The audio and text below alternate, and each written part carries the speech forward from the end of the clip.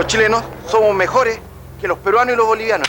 Que nos devuelva nuestro mar, porque es necesario para nuestros hijos, para nuestros nietos, para nuestros futuros que vienen. Aquí hicieron el destrozo los chilenos y los bolivianos nos traicionaron. Política, económica y futbolísticamente somos mejores. Los chilenos, los tigres del Asia, los grandes chilenos, los tigrecillos del Pacífico. Porque estos ñatos que se creen los porteños del Pacífico, porque en un momento van a decir, ya no van a hablar, chichita de payasada, van a hablar, che loco, nos tomamos el Atlántico, van a decir. Chile llegó hasta la misma capital y dejó al Perú en mal posición social y cultural.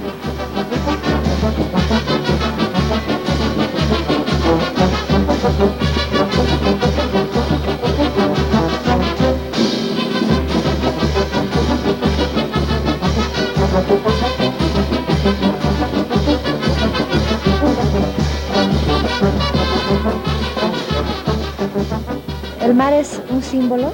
Que nos den una oportunidad. Que sean más sensibles, más justos con el pueblo boliviano enclaustrado desde hace 100 y más años. Nos tienen enclaustrados sin respiración, quitándonos nuestra costa marítima. Chile se caracteriza por tener buen desarrollo por su gente. Se nota la diferencia. Ya que son unos sinvergüenzas la coronera de Mate. Tú eres un chileno y estás viendo una raza que no es normal dentro de todo Chile. Entonces, hoy existe un rechazo, yo no estoy hablando de racismo.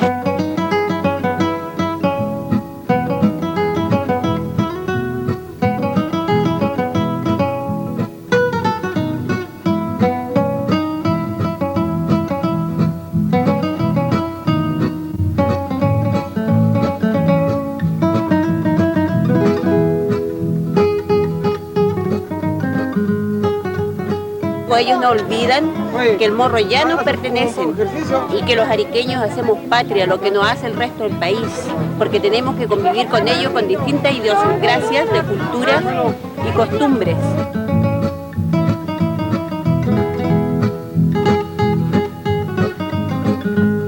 Yo soy peruana, nacida en un pueblo de Pica, correspondiente a Tarapacá, de lo cual fuimos expulsados hace muchos años.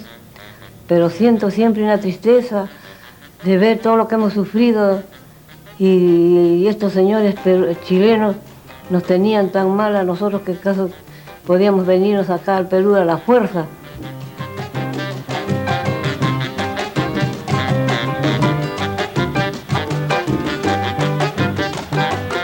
Parece que después de tanto sufrimiento del pueblo peruano queda un poco de resentimiento.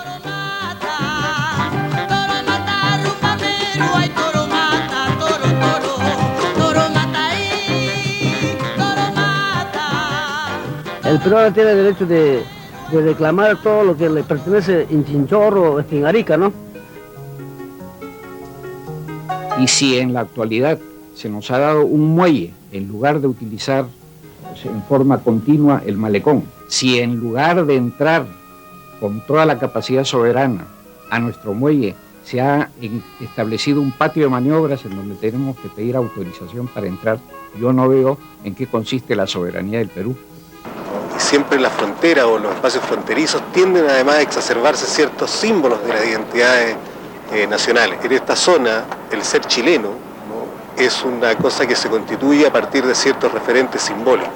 Uno de los máximos simbolismos de la extranjeridad pasa a ser el indio, ¿no?, el indio boliviano o el indio peruano. Por lo tanto, en la cotidianidad no es fuerte la discriminación, ¿no? Yo diría que se manifiesta en aspectos relacionados con la imaginería de la nacionalidad. Por ejemplo, si es que el consulado peruano, instala una bandera en su edificio, eso obviamente va a atraer la reacción de la sociedad civil. Que las fronteras, antes que fronteras físicas, son fronteras subjetivas, que lo que tratan es establecer una relación con un otro desconocido, y esa amenaza y que me permite reafirmarme a mí en una determinada identidad. Y en ese sentido, la Guerra del Pacífico representa un hito en la configuración de las identidades nacionales tanto de Perú, Bolivia como de Chile. Y Perú se desarrolla en torno al mito de la frustración nacional, del país que no ha completado su tarea de ser un Estado-nación. La idea peruana, su derrota en la guerra, está en la comprensión de que no han completado su Estado.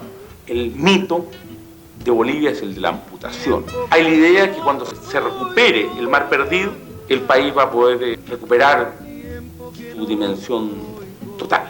En Chile existe la idea que todo esto no importa, que no hay problemas.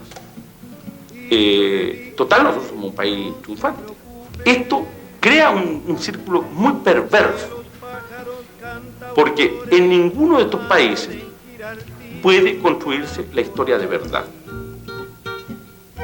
Esta derrota, este fracaso, esta inmensa herida, evidentemente ha dejado cicatrices. Y yo creo que ha habido en el enfrentamiento que los peruanos hemos tenido de esta derrota dolorosa y trágica, cierto importante grado de grandeza. La grandeza de intentar superar rencores y superar resentimientos.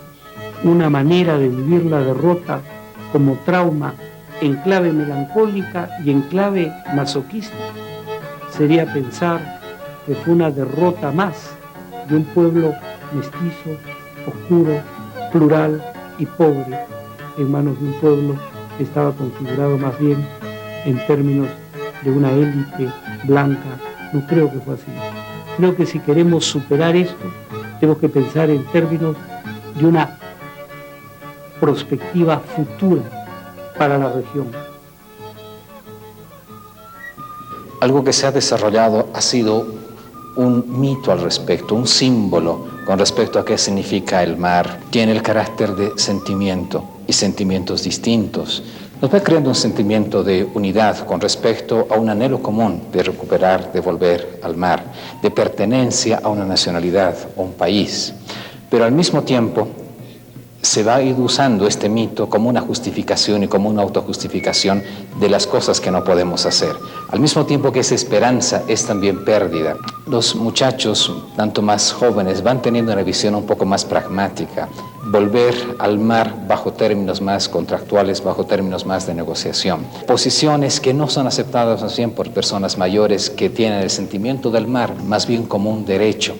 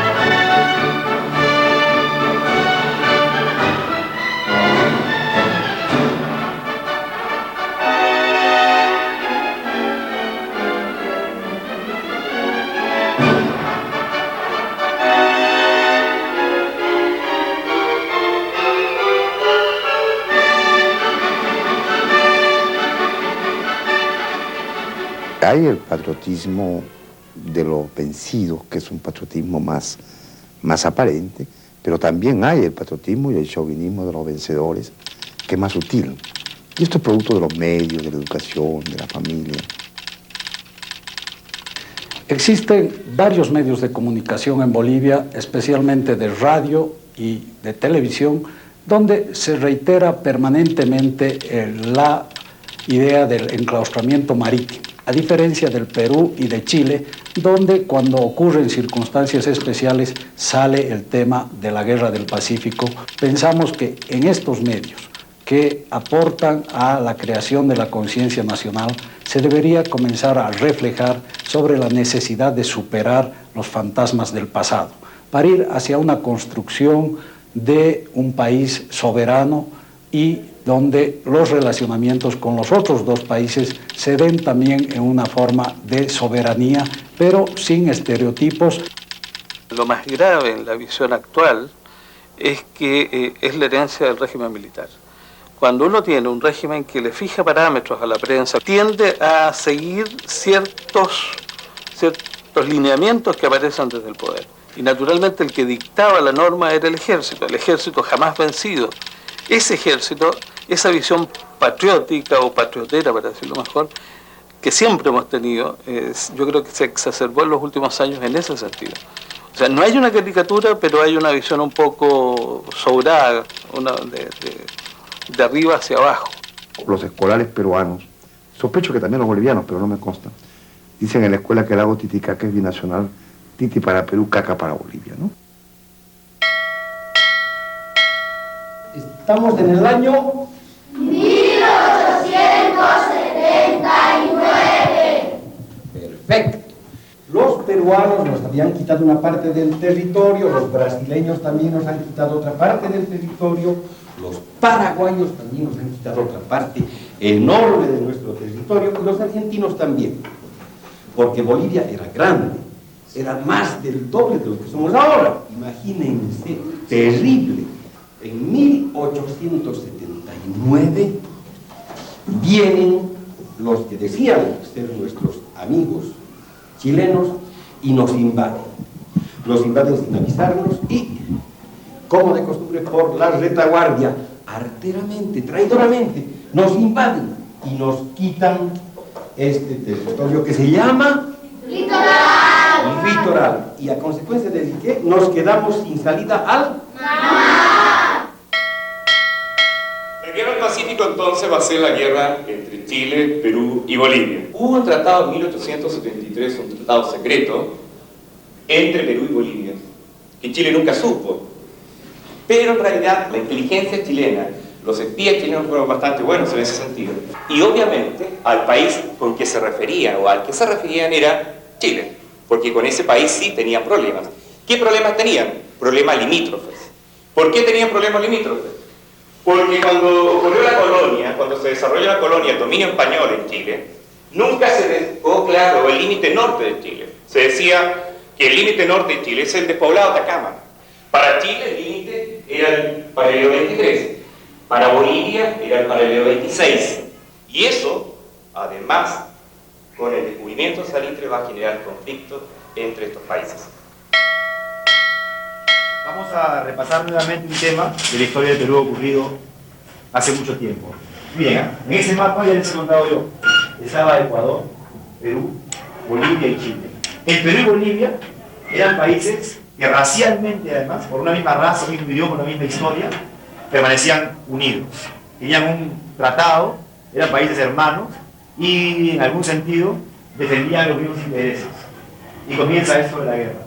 La causa fue el guano que había en el Perú, el guano que había en Bolivia. El guano era un fertilizante muy bueno para la agricultura y empieza la guerra. Entonces, ¿qué pasa? Nos invaden, así, ¡pah! Destrozan, invaden, rompen, saquean, cobardemente, pero hay un hombre, Eduardo, ¿qué es lo que les dice? ¡Que se rinda su abuela, carajo! Gracias a quitarnos del mar, ellos después viven tranquilos, panchos, mientras que los bolivianos y los peruanos, hasta el fondo. Uno de los hechos más extraordinarios de esta guerra fue el combate naval de Iquique. Se enfrentaron dos barcos. Uno, se supone que uno de los más poderosos de la Armada peruana, un blindado, y otro, que era un barco de madera. Noten la diferencia entre uno y otro.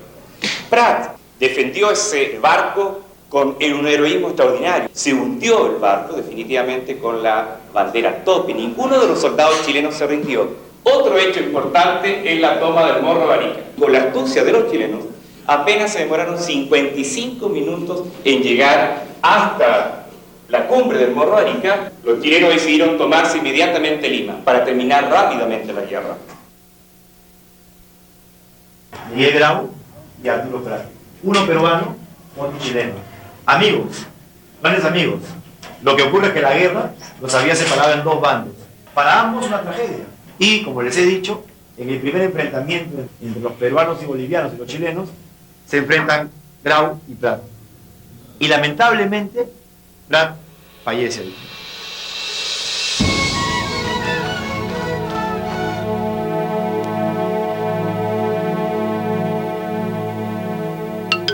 Porque ya han pasado 100 y tantos años. No podemos estar desligados ni de los bolivianos ni de los chilenos. Nosotros compartimos fronteras y queramos o no, siempre tenemos relaciones con ellos. Mi señora desciende de chilenos. No sé, imagínense, uno se mezcla con ellos sin querer. En la familia de mi señora hay gente que viene de Bolivia. O sea, imagínense, chilenos, hay gente que vive en Chile, pero que antes estuvo en Bolivia y yo me estoy casando con una mujer que desciende de chilenos. O sea, al final nos terminamos mezclando todos, querramos o no. Los jóvenes chilenos o los chilenos no tienen la culpa de lo que han hecho sus antepasados. Los antepasados han tenido la culpa. Negros y blancos somos un solo hediondo. Nosotros somos jóvenes y miramos más hacia el futuro. La Guerra del Pacífico es precedida por una crisis económica mundial muy grande, iniciada el año 73, y que afectó a la economía de los tres países involucrados. Pero especialmente grave fue para el Perú, porque ya el guano, que había sido su gran riqueza, había disminuido y había cifrado toda su esperanza en el salitre. En Chile, en cambio, la agricultura fue afectada, la minería en general, pero no de una manera drástica. Bueno, la situación de Bolivia era muy difícil porque había tenido una política vacilante en cuanto a su territorio litoral, al norte de Antofagasta, y había aceptado una gran intromisión del capital chileno, de obreros chilenos, técnicos, capitalistas, ingenieros, de modo que parecía que había como una colonización espontánea chilena del litoral, y esto naturalmente que tenía que causar recelos en Bolivia y en el Perú. Durante la colonia, la audiencia de Charcas tuvo la propiedad y la posesión de la costa y el desierto de Atacama. Y por eso, cuando se fundaron las repúblicas, Bolivia no tuvo ninguna dificultad para posesionarse de la costa de Atacama. Pero lo más importante fue que, además del guano, aparecieron otras riquezas naturales como el salitre y luego la plata. Estas tres riquezas naturales fueron definitivamente la causa, por un lado, del bienestar en Atacama, el hecho que la costa se convirtiera en la zona de mayor desarrollo dentro del país, pero a la vez también la causa de la pérdida de toda la costa, ya que fueron empresarios chilenos e ingleses los que empezaron la explotación de esa riqueza. Perú tenía en el desierto de Tarapacá y en la provincia de Tarapacá las mismas riquezas, el guano y el salitre, en una proporción mucho mayor. Y en la década del 70 empezó a realizar una política más bien de nacionalizaciones, de que el Estado intervenga más en el aprovechamiento de esas riquezas, e influyó sobre el gobierno de Daza que no podía existir una libertad tan grande respecto a la empresa anglo-chilena que explotaba el salitre. El guano fue la gran oportunidad que tuvieron los grupos dirigentes peruanos para llevar adelante esta propuesta. Desgraciadamente, la historia nos muestra cómo fue la gran oportunidad perdida, no se modernizó, no se transformó el país y fue un derroche, un festín de recursos que desgraciadamente nos lleva precisamente a la catástrofe en víspera de la guerra con Chile. Y del otro lado, en el vecino del sur, la situación era distinta. El vecino del sur, por un proceso histórico muy singular, muy especial, logró antes que ningún otro país de América Latina, ya desde 1830, organizarse políticamente, económicamente. Y en ese sentido, la Guerra del Pacífico es el enfrentamiento, por un lado, un país que había logrado consolidarse institucionalmente, y del otro lado, dos países que salían, Perú y Bolivia, con el mismo problema. Habían perdido el Perú la oportunidad del guano de organizarse, Bolivia la oportunidad de la plata de organizarse, y sus clases dirigentes que irresponsablemente no supieron, ni diplomática ni militarmente, prever lo que sabían que estaba haciendo Chile, es decir, mirando hacia el norte, invirtiendo hacia el norte, posesionando ese territorio. Internamente los países tenían una situación institucional, gubernativa, muy diferente. Chile aparecía como un país perfectamente consolidado. Pensemos que durante la guerra hay elecciones de parlamentarios, hay elección presidencial, no surgieron caudillismos desenfrenados, en fin, todo un sistema regular del Estado y del gobierno.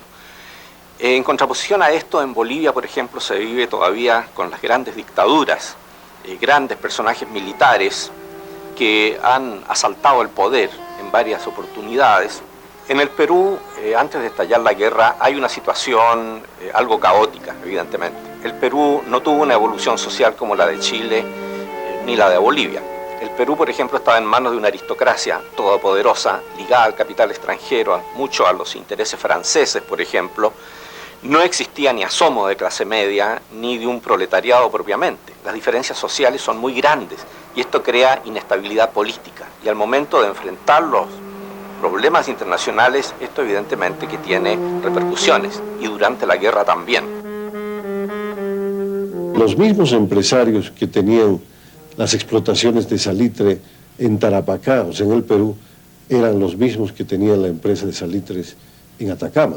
Y por lo tanto, cuando Perú nacionaliza la empresa y luego Bolivia les pone impuestos, la empresa tenía muchas razones para pedir el apoyo de Chile y lanzar y fomentar la guerra. Así que la presencia de estos empresarios ingleses, sobre todo la Casa Gibbs, juega un papel preponderante en la guerra.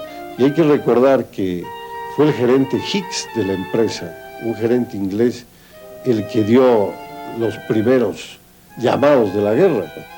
El mar, y cuánto mar, se sale de sí mismo, a cada rato dice que sí, que no, que no, que no, que no, dice que sí en azul, en espuma, en galope, dice que no, no puede estarse quieto, me llamo mar, repite, pegando en una piedra, sin lograr convencerla, entonces, con 7 lenguas verdes, de 7 perros verdes, de 7 tigres verdes, de 7 mares verdes, la recorre, la besa, la humedece y se golpea el pecho repitiendo su nombre. Oh mar, así te llamo. Oh camarada océano, no pierdas tiempo y agua, no te sacudas tanto. Ayúdanos, somos los pequeñitos pescadores, los hombres de la orilla, tenemos frío y hambre.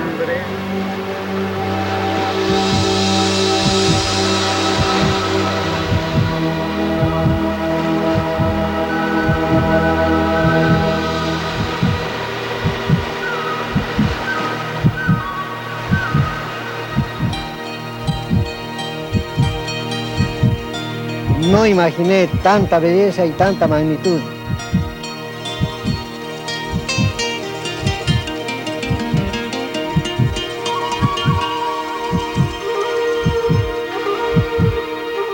Realmente una gran emoción que en mi vida ha de ser un recuerdo por siempre y para toda la vida. Honestamente quisiera vertir mis lágrimas por esta majestuosa riqueza natural que Bolivia añora por siempre volver a estas lindas aguas que nos da amplitud hacia la vida y hacia el mundo.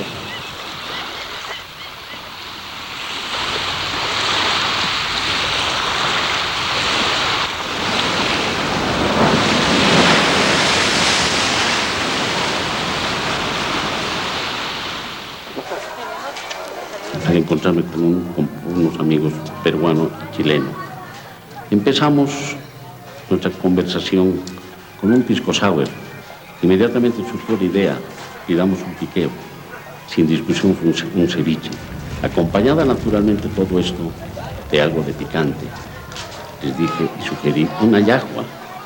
¿Qué es esto? Es un ají con tomate y locoto. Caramba, el peruano me dijo, quizás un ají molido.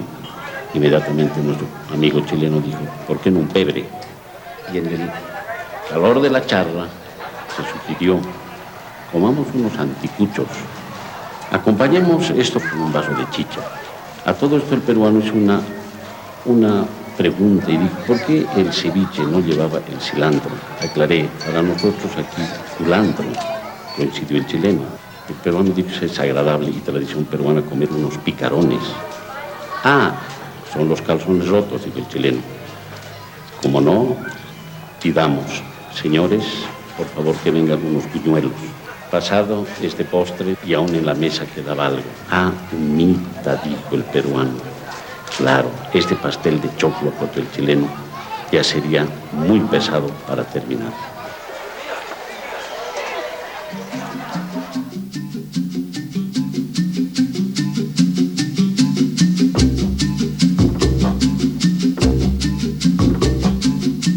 Mi padre se fue exiliado, o más bien no se fue, lo mandaron exiliado a Chile el año 34.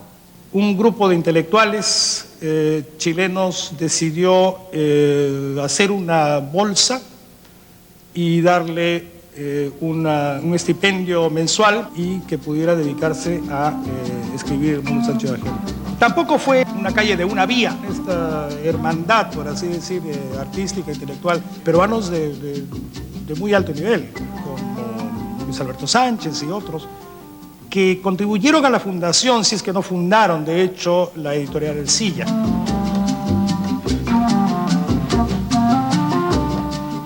Marina se sintió andina, no distinguió entre bolivianos y peruanos. Personaje de Bolivia, Marina Núñez del Prado, es un personaje verdaderamente muy representativo de estos Andes americanos.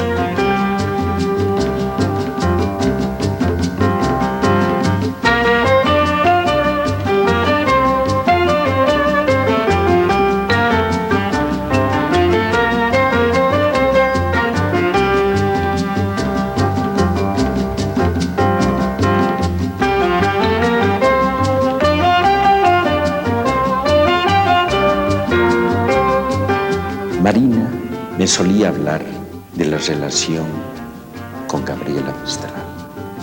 Gabriela la ha llamado la boliviana genial. Marina le hizo un retrato bellísimo. Mi relación con Chile comienza el año 1962 y con Nemesio Antunes. Un alma con una sensibilidad muy grande, casado con boliviana, con Patricia.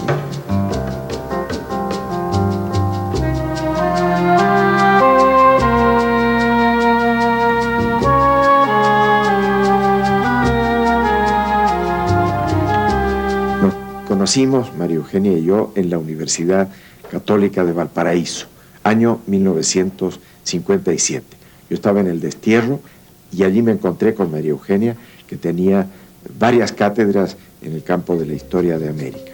Nacieron allí, en Viña del Mar, nuestros 4 hijos, algunos de los cuales se han quedado en Chile, otros están aquí en La Paz. Ella se identificó plena y totalmente conmigo, sin perder nunca su condición de chilena. Soy Carolina, mi padre es Jorge Teillier, y vinimos porque mi madre se enamoró en Chile de una persona que aquí en Perú es muy importante, José María Arguedas. Mi abuela Matilde vive en Chile. También tengo un hermano que se llama Inti, que es peruano y que vive en Chile. Cuando estoy en Chile extraño el Perú, cuando estoy en Perú extraño Chile. Así es, pues. La Sama Cuenca trabaja con la fusión, escalas mayores y menores de origen europeo. Las coreografías y los pasos vienen de culturas ancestrales, se funden y estos 4 pueblos del cono sur de América crean la gran danza.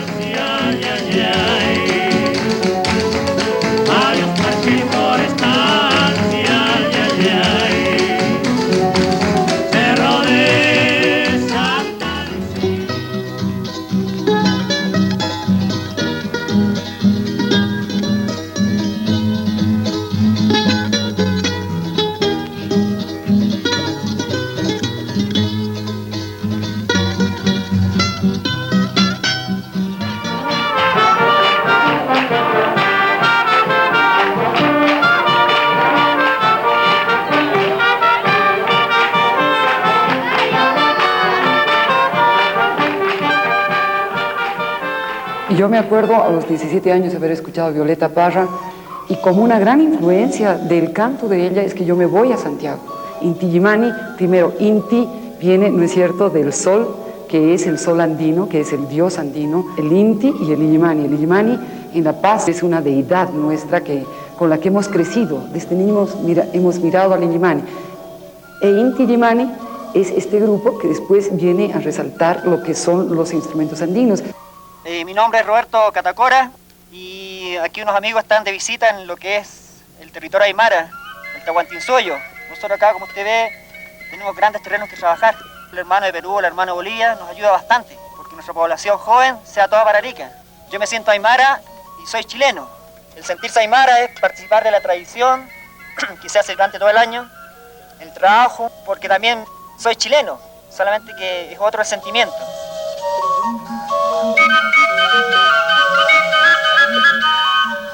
Nos encontramos en el límite político internacional. Divisamos al fondo o detrás de los cerros Quisiquisini, divisamos el volcán Sajama. Es un volcán boliviano, también de nombre Aymara, Sajama. Los volcanes Parinacota y Pomerape, lo cual también son nombres Aymara, lo cual en Aymara significa Payachata, y eso significa gemelo o hermanos, ¿ya? Estos volcanes son el Parinacota chileno, parte de atrás del volcán Pomerape boliviano.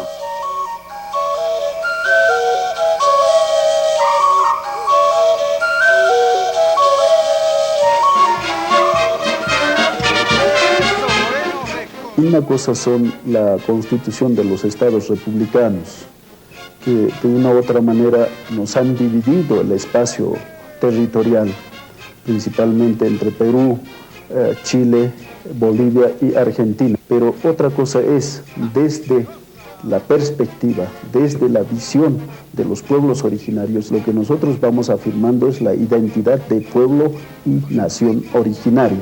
Y en este sentido, aceptando la tesis inicial de Pinochet, lo que no quiere decir que nos identificamos con él, que dice que Bolivia nunca tuvo mar, nosotros completamos la verdad diciendo de que Chile tampoco tuvo mar.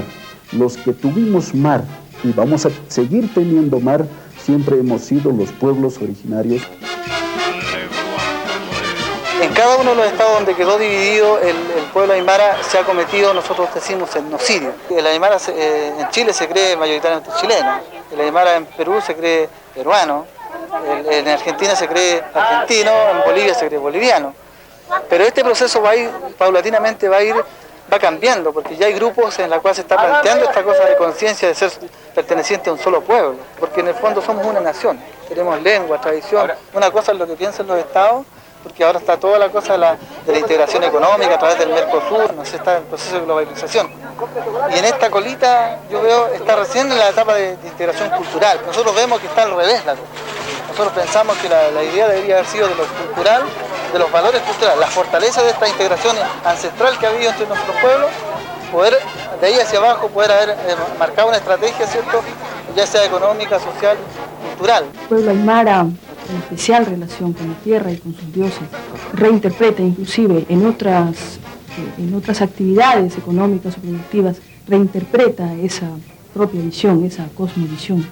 De tal manera que estas concepciones que fueron negadas, catalogadas como diabólicas, fueron asumidas también por el pueblo como diciendo, ya pues, pero detrás de esas máscaras de diablos, detrás de esos personajes, están los dioses tutelares del agua, de la tierra, del viento, de las montañas, están bailando, quizás detrás de todos esos diablos.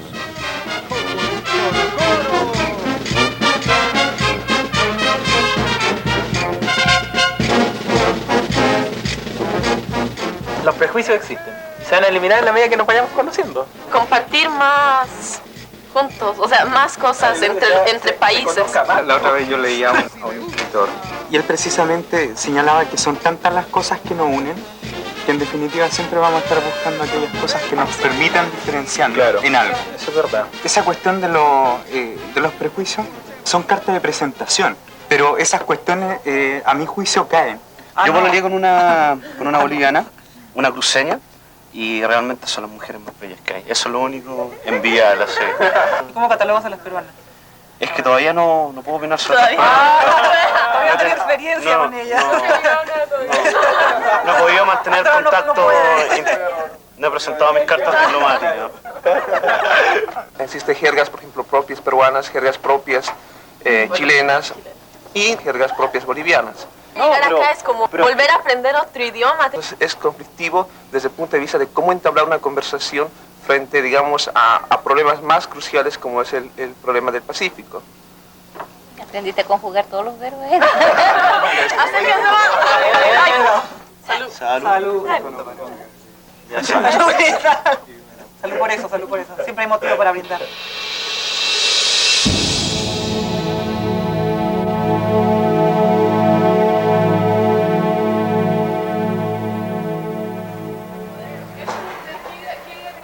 Porque yo quiero que ellos conozcan cómo es Bolivia, cómo tiene sus cerros y montañas. Y yo no he dibujado el lago, el mar, porque no lo conozco. Pero por eso ahora les pido en mi carta que yo lo quiero conocer. Algunas personas dicen que el mar es muy grande. Por eso, amigo chileno, dame las respuestas. Nosotros igual les quitamos el mar y todo, y igual están enojados por eso, pues. Pero igual nosotros no tenemos la culpa de eso, pues. Las nuevas generaciones. Pero podrían habernos tratado. Paz. Yo creo que viajar es lo que más une a los países. Deberían como que abrir más las carreteras hacia esas partes, no hacer tanto atado con pasaporte y cuestiones. Alguna vez íbamos amigos para importar, exportar, tantas cosas. A lo mejor tenemos más y Bolivia no tiene más, pero ellos tienen una cultura indígena súper rica y nosotros no. La alegría ya vino, ya vino, ya vino, el sufrimiento de la guerra se acabó. Seamos amigos, recuerda que la guerra terminó. ¡Sí!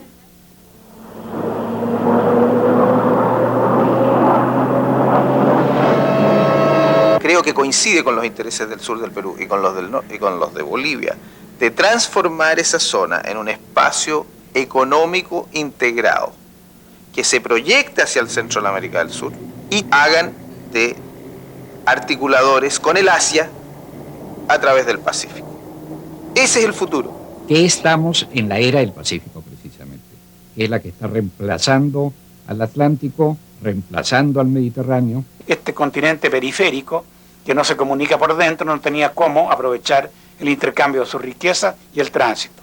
Hoy, que hay un cierto progreso en la infraestructura, o sea, en la integración física, se puede estar pensando en estos corredores bioceánicos y que son naturalmente la base del futuro. Todos sabemos que los corredores bioceánicos son una necesidad perentoria que tienen nuestros pueblos para poder mejorar sus posibilidades económicas.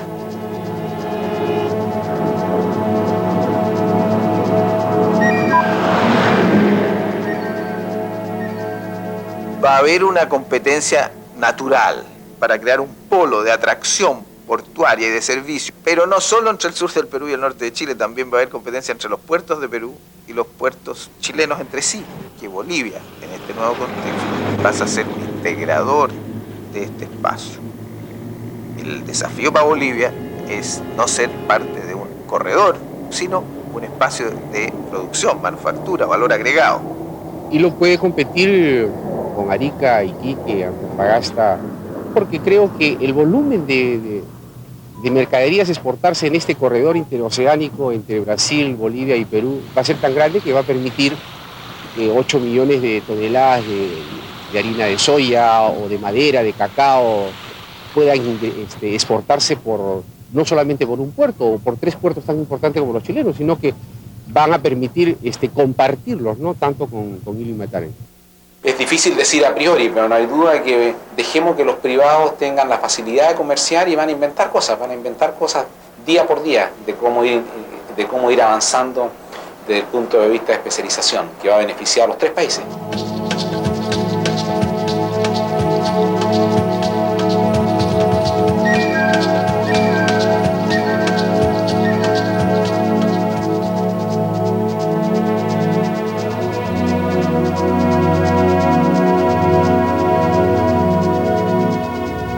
Esta carretera es un corredor bioceánico que conecta el centro del continente con la ciudad de Arica. La carretera te está provocando un impacto muy fuerte en el sentido de la llegada masiva de turistas al parque. Botan demasiada basura, se internan al ecosistema, es muy frágil. Ocurren accidentes de mortalidad tanto de vicuña como de vizcacha. El turismo es definitivamente la mayor actividad económica global y es la más fácil forma de aprovechar nuestros recursos naturales. Lo tenemos en Bolivia, lo tenemos en Chile, lo tenemos en Perú. Tenemos una herencia natural que el público extranjero busca, en que podamos ofertar lo mejor de nosotros mismos, que podamos hacer un esfuerzo común en acceder a mayor volumen de mercado posible. Ese es el ideal. Desde una perspectiva actual de lo que es el desarrollo sostenible, ver el tema de los impactos ambientales requiere de un enfoque de mayor integralidad. ¿Cuál es el impacto del proyecto Corredores Bioceánicos? Es fundamental desarrollar instrumentos operativos, recursos humanos, tecnología y políticas operativas conducentes al tratamiento de la temática ambiental de los corredores, teniendo en cuenta la población local, nacional y sobre todo el tema de la naturaleza como tal. Desde la perspectiva de la sociedad civil, me pareciera escuchar Perú, sociedad anónima, el holding Bolivia y el conglomerado Chile. Es decir, da la impresión que son empresas las que están interactuando y quienes son sus voceros son sus gerentes generales más que su presidente de la República. Por lo tanto, cuando hablemos de integración, lo más probable es que van a ser solo los criterios económicos los que van a primar y se puede generar una tremenda e irreparable destrucción cultural y ambiental, entendiendo que lo cultural y lo ambiental van siempre tan ligados. La integración cultural es el eslabón perdido de la integración. Es indiscutible que la integración tiene por lo menos 3 etapas. La integración física, la integración económica y la integración cultural. Pero se requiere que las 3 se desarrollen de una manera más o menos armónica. Por un lado, se puede percibir una intensificación creciente y permanente de las cuestiones económicas, comerciales, y por otro lado, que hay aspectos afectivos, históricos, de imagen, de aceptación de un país respecto del otro, que entorpecen el proceso de relacionamiento. Como bisnieto de Eduardo Baroa, tengo una perspectiva distinta quizás que mucha gente. Debemos tener un acercamiento distinto al problema, no emocional, no revanchista, no confrontacional, pero más bien con una visión de futuro, de una visión de integración, una visión de colaboración y de globalización. Nosotros estamos muy empeñados y trabajando muy estrechamente con los distintos representantes de los gobiernos de Bolivia y también de Perú para intentar expandir nuestros lazos de cooperación a través de actividades con grupos medioambientalistas, con empresarios, con universidades, de manera que los lazos que existen entre Perú y Bolivia se expandan a nivel de la gente. Un futuro en el cual las diferencias culturales, étnicas, si se quiere, incluso usando una palabra en la cual ya nadie cree, raciales, es decir, las diferencias signifiquen pluralidad y no criterios de subordinación, de inferioridad o de superioridad.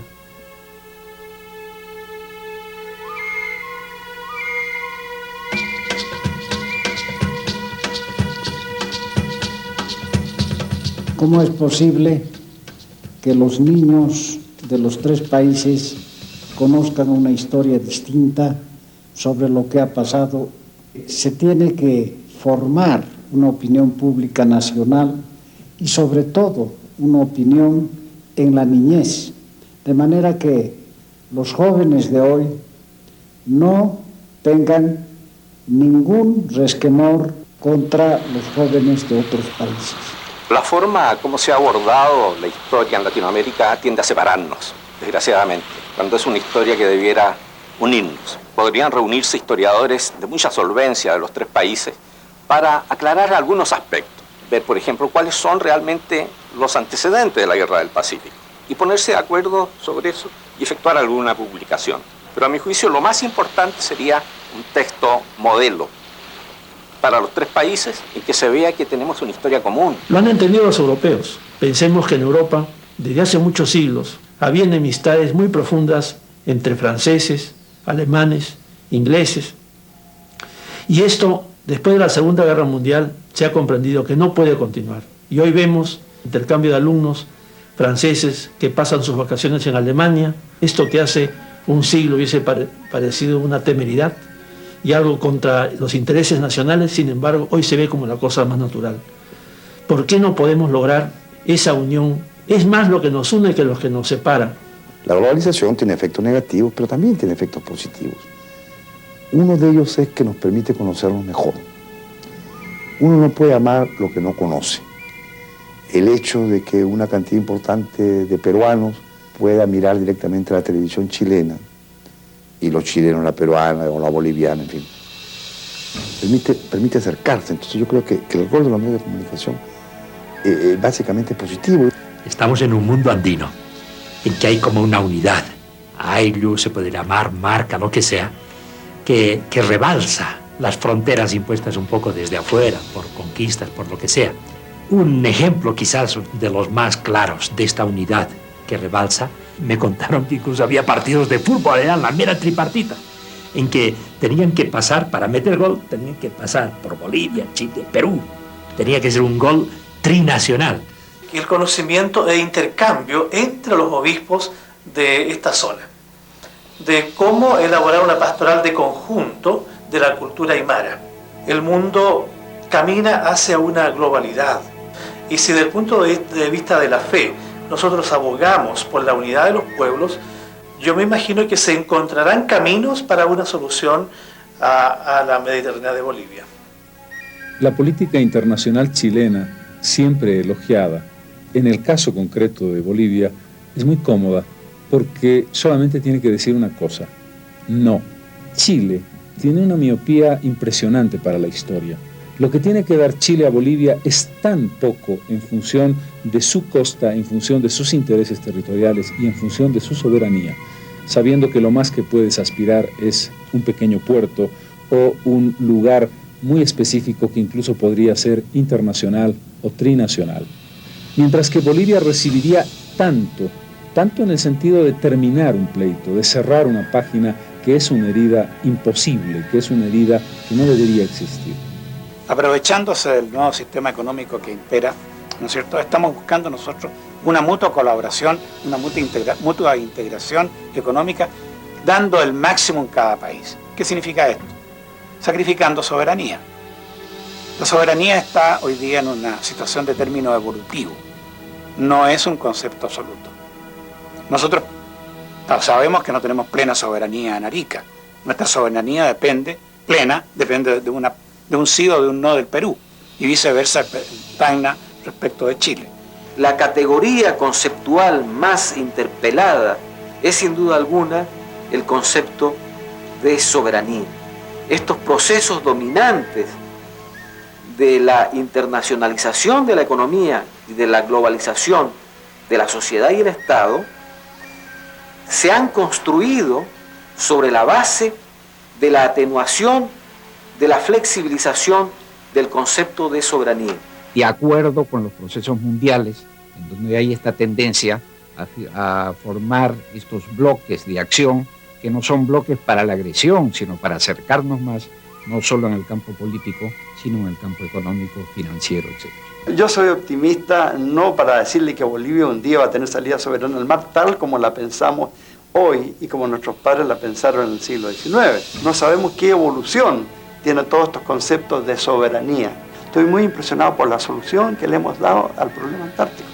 26 países coadministran, manejan y protegen y aprovechan la totalidad del continente antártico.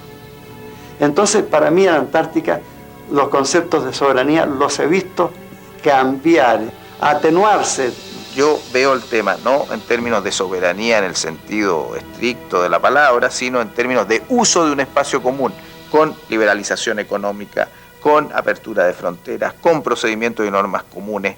Ese es el camino. Hay grandes posibilidades para abordar la cuestión marítima boliviana, acudiendo a estas fórmulas nuevas de atenuación, de flexibilización del concepto rígido de soberanía, tratando de que no haya un corte en la solución de continuidad territorial de Chile, mediante fórmulas interesantes de explotación de la zona económica exclusiva a través de corporaciones binacionales, donde pueda circular en estos espacios de manera oficial tanto la moneda boliviana como la moneda chilena, una completa desmilitarización de estas zonas en la idea de construir una ciudad binacional.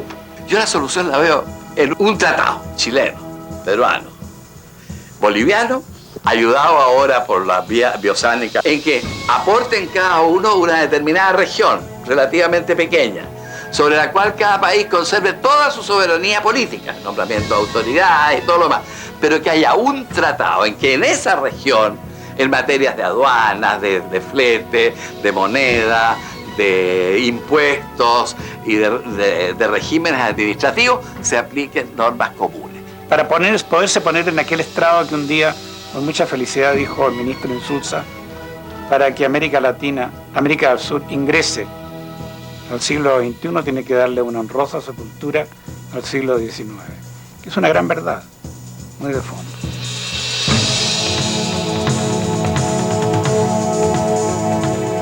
Estos desiertos americanos, estos desiertos sudamericanos ya, comparte Bolivia, el sur de Perú, el norte de Chile, es como la imagen más tremenda de lo que eso que se ha llamado es el alma humana, ¿cierto?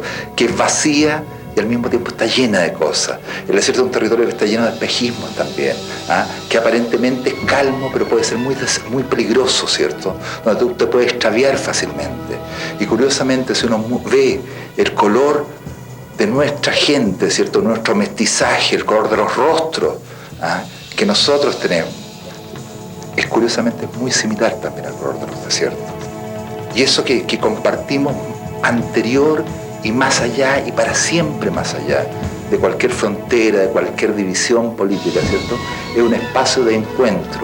Ahora ese espacio al mismo tiempo en la historia de nuestros pobres, en ese sentido, países, ¿cierto? Está marcado por la guerra, por una guerra de un siglo. Sin embargo, no hay nada más común que nos pertenezca, que nos aúne más, ¿cierto? Como una especie de frontera que no es una línea, sino que es una gran superficie, un gran territorio, que eso que se llama el altiplano, eso que se llama el desierto de Atacama, eso que se llama Nazca, ¿sí?